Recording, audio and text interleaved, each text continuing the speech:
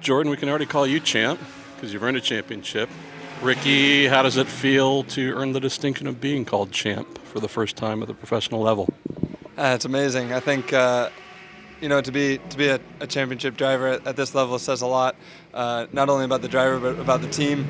And getting to do this with my brother Jordan, driving for our dad, with partners like Cadillac that feel like family as well, and Cadillac on their return to sports car racing has been an amazing season.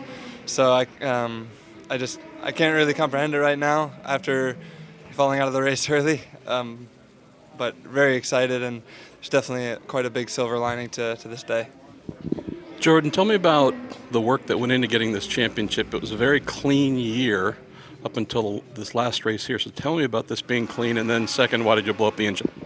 I didn't even get to drive, so I can't take blame for anything. But I think our season started years ago when this DPi platform was introduced, and Wayne Taylor Racing got with Dallara right away and GM to try to figure out what we wanted to do. And I think we were obviously the first DPi to hit the track in September last year, and Wayne Taylor Racing had a big, hand in developing it with Dallara and Cadillac and ECR and what we needed for a race car. And a lot of these manufacturers are used to European racing. We were able to bring a lot of American knowledge to that car, and I think starting testing that early on in September and heading into those big races is what made our year. We started off the year winning the 5 straight races, and coming out of the box that strong, set our season up in such a strong position that we kind of went in defense mode after that. We had a little struggle at Watkins Glen in Canada, but we kind of went safe at Road America and Laguna, and we were able to come here in such a strong position that we were in a position to fight as hard as we wanted to fight. And like Ricky was saying earlier, that we were up front, we were leading the race there for a portion already when we had qualified at the back. So I think these types of races suit our team and this car, so I think it's promising for next year. Ricky, Jordan mentioned working closely with manufacturers involved in this program. Dallara, I know as well, is one that maybe doesn't get as much press, but I know that you guys have a pretty amazing relationship with them, and they played a big part too. Dallara and the relationship with Wayne Taylor Racing, I think, is one of the biggest components to our success this season.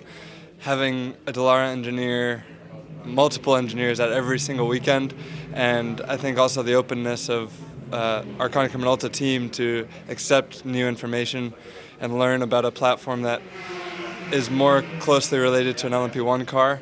And Dallara has so much experience with that platform that Wayne Taylor Racing being open to learning and working together about our style of tracks versus having one of those cars work well on it, I think has really led to our success this season and really created quite a large separation at a lot of racetracks this year. So it's made our job a lot easier, and I just can't say enough about Dallara and like you said, they're very undervalued, I think.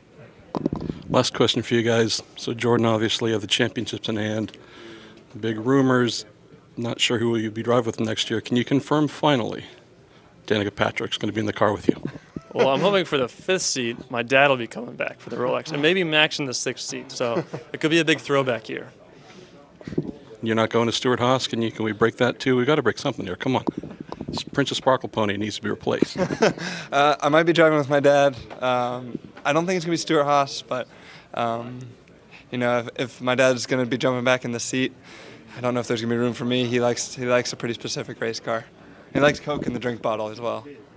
I should ask, does Dallara make a high chair to fit him into the car? No. Jeff Gordon fits, so that's pretty similar.